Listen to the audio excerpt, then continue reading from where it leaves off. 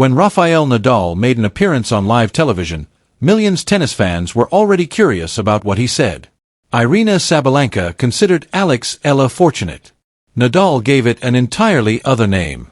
When the greatest tennis player in history decided to stand up for a 20-year-old Filipino girl, you can be certain that everyone in the planet stopped to listen. Because what happened next was not just a disagreement but a conflagration. The tennis world has evolved since then. Stay tuned because this is more than just a tennis story. It is about a single girl who earned her legacy, respect, and everything. To understand why this moment is so painful, you must first understand Alex Eala's identity and, more importantly, her background, regardless of whether the world's best player likes to admit it or not. Because this narrative was not shared with anyone. This story was built brick by brick, loss after loss, and dawn by morning in the tiny Spanish village of Mallorca. It is home to the Rafael Nadal Academy. And that's where a 12-year-old Filipino girl came with an ambition, a racket, and no guarantees that any of it would ever work out. Alexandra Eala was born in the cousin city of the Philippines. She was not descended from royalty in tennis. She did not enter the system quickly, in contrast to a number of the European prodigies. After being hired by the Rafa Nadal Academy due to her exceptional potential, she spent years perfecting her footwork, her left-handed serve, and her ability to read a match like a chess grandmaster rather than a power hitter. She won the U.S. Open Girls Singles Championship in 2022. On the other hand, the WTA Tour was completely different. The Grand Slam qualifying round exits with a ranking well outside the top 100. This is the kind of cold, unappreciative phase in a tennis career where most players quietly give up 6 major qualifying losses, but she persisted. Then came Miami 2025, which had a global ranking of 140 and was a wild card entry. She was not given a real chance by anyone outside of the Philippines, but her goal in traveling to Miami was not to survive. She had a point to make.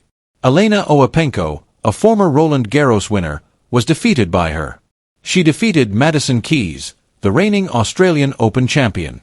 Then, in one of the most spectacular upsets in WTA 1000 history, she easily defeated world number 2 Agatic 62-75. Eala said, "I'm just in disbelief right now," as the Miami crowd yelled. Being able to compete with such a player on this platform makes me feel incredibly happy and fortunate. Her eyes were wide and her voice was trembling during her post-beating end-of-court interview. The Filipino diaspora, scattered over stadiums, living rooms, and phone screens, erupted more louder from Manila to Miami to Madrid. Watching from home in Spain, the guy who taught her everything felt an uncontrollable rush of pride. But wait, what was Aryna Sabalenka doing during this entire situation? Stay with us because that's where the story returns for the first time. The following is the issue with Aryna Sabalenka. She is one of the most brutally honest, unadorned, and direct players on the WTA Tour. That's part of what makes her charming. Her unvarnished, fire-breathing genuineness has made her one of the most compelling figures in women's tennis over the past few years. She shares her thoughts. You usually appreciate that she doesn't sugarcoat things. But sometimes that same unfiltered mouth fires before the head catches up. During a post-tournament broadcast roundtable with current and former players, Sabalenka was asked directly about Alex Eala's breakthrough run in Miami during a live television panel discussion. The question was simple. Sabalenka's reaction was anything but. She shrugged. She smiled. Then she said the words that would resound for weeks. Although Eala's level was encouraging, being dominant and promising were two very different things that the tour would change that once the best players had footage of Eala she would struggle. Was it a vicious personal attack now? No. Was the framing dismissive? Absolutely. In that same interview, Sabalenka was asked about her own Miami Open title, which she won in dominant fashion, defeating Pigula 75-62 in the final, and she spoke about it with reverence. She talked about putting forth a lot of effort, managing stress, and earning what she deserved. Nevertheless, the word luck was used when discussing a 19-year-old who had just defeated a 5-time Grand Slam champion while playing hurt in the semifinals as a wild card and rated 140th in the world. It was instantly picked up by the internet. Clips circulated in a matter of hours. Eala is currently the biggest attraction in women's tennis, according to former player Sam Querrey, who made this claim on the Nothing Major podcast. Greater than both golf and Sabalenka. Steve Johnson had likened her impact to that of Xiao Fana. The world's top player was now sitting on live television and wishing everyone luck. Everywhere in the world heard the remark, but particularly in Mallorca, Spain, where a retired champion was there and had some remarks to make. Drama is not Rafael Nadal's style. It is crucial to comprehend that. Throughout his career, which included 22 Grand Slam victories, the man seldom ever made fun of anyone. He didn't use subtweet. He did not engage in combat through press conferences. He was the type of champion who prevailed by deeds rather than words. This is precisely why his second move struck so differently. The first social media post was a res hair of Eala's court appearance in Miami, when she sobbed after losing to Pegula in the semifinals. She told the group that she had given everything she had, tears welling up in her eyes and her voice breaking. Nadal shared it again. There is no need for a caption. The message was quite clear. This girl is not fortunate. This woman is amazing. However, the internet did not break at that particular moment. Nadal was a guest pundit on a Spanish sports program when the incident happened during a live broadcast. He was questioned about Eala's development, her potential, and the mentoring he had given her since she was 12. He was obviously proud when he talked about her. He recalled the first time he had messaged her, or more accurately, the first time she had messaged him after Miami. He had sent her a private message for the first time in his life. She said she didn't notice Rafa's message for days since her phone was so inundated with notifications that she missed it. Then, without being asked, the host mentioned Sabalenka's comments on TV, the tale of her good fortune, and the notion that Eala had been raised above her own level by the circumstance and draw. Nadal paused. He didn't smile. He remarked something like, "Nobody who beats Agut 62-75 as a wild card ranked 140th in the world is lucky," while staring directly into the camera. That is not fortunate. That's getting ready. That's bravery. And talent is that. I think it is unfair to a young woman who has spent her entire life working for this when someone suggests otherwise. He made no mention of Sabalenka. He didn't have to. The specific individual he was speaking to was known to every journalist present, every home viewer, and every fan who quickly cut and shared the footage. 10 million people watched the video in less than 48 hours. Filipino fans flooded every platform. Reporters covering tennis from across the globe shared their thoughts. Despite being dismissive at the time, Sabalenka's comment made headlines in all of the world's leading sports publications. This is where the tale gets more complicated because it was just getting started. There was more to this than a single comment and response, which led to one of the most intense fan-driven arguments in women's tennis history. The question of who is respected in women's tennis, how new talent from non-traditional tennis markets is perceived, and if the current elite are okay with the possibility of being displaced all grew out of this. The intensity with which the Filipino community mobilized was unprecedented in the tennis world. It was been made quite apparent by former American professional John Nur. Finally, the women's side of the sport has a star. There are some huge markets with untapped potential. They only require players to appear and make an impression. And Alex has done exactly that. The Filipino fanbase in Southeast Asia, the US, Europe, and the Middle East made every AA match an event. Only standing rooms are available in Australia, Dubai, and Miami. They were standing differently now. The hashtags were widely used on Twitter in a matter of hours. Simultaneously, #RespectAya gained popularity in the US, Spain, and the Philippines.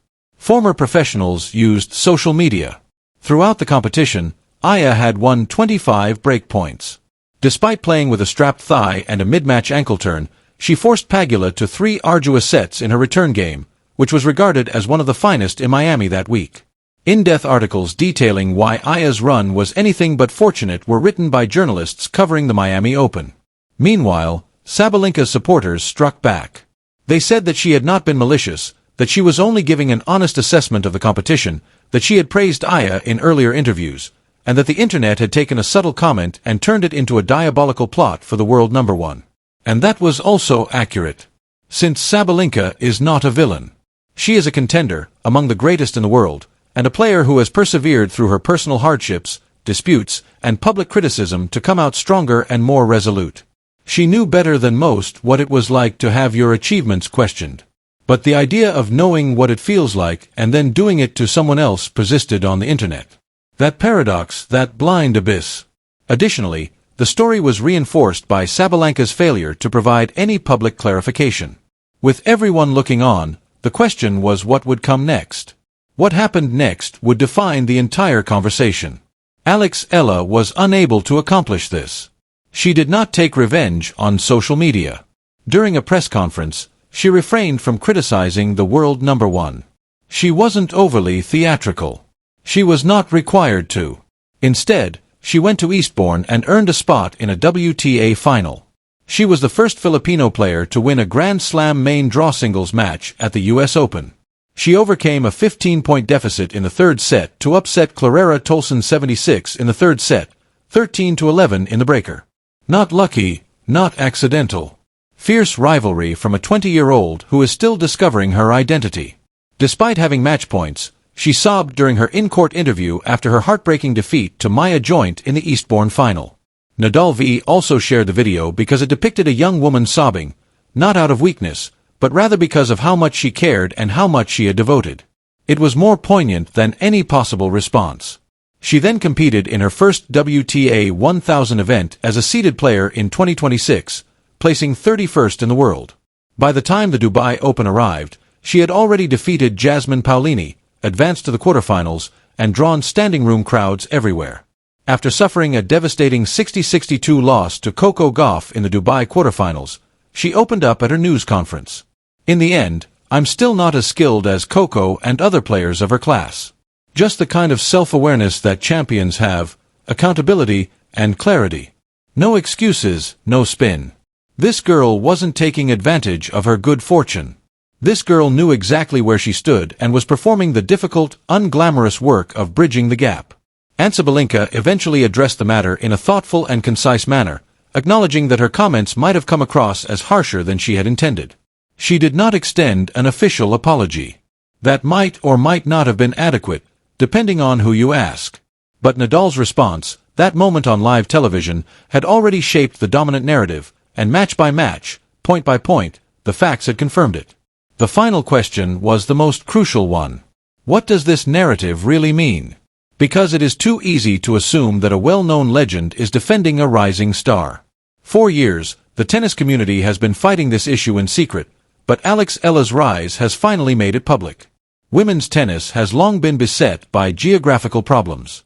The players who dominate the conversation, marketing agreements, prime time slots, and magazine covers are usually found along a narrow corridor between Europe and North America.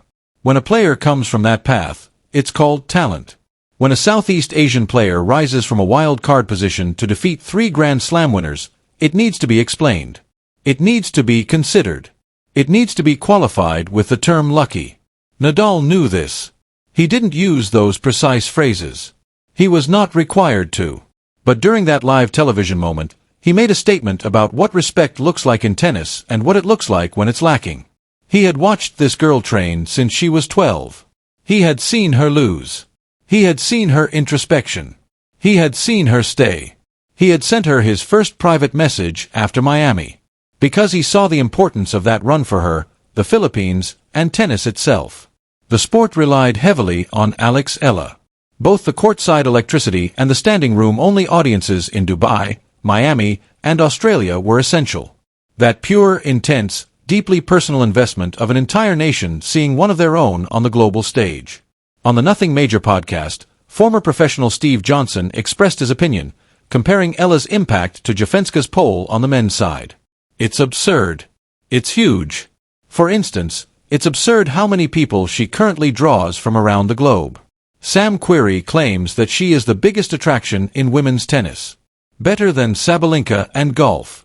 Regardless of whether Sabalenka agrees with that assessment or whether the world number one ever completely takes into account what her remarks set off, the trajectory is now undeniable. Alex Eala is no longer a wild card. She is no longer a lucky charm.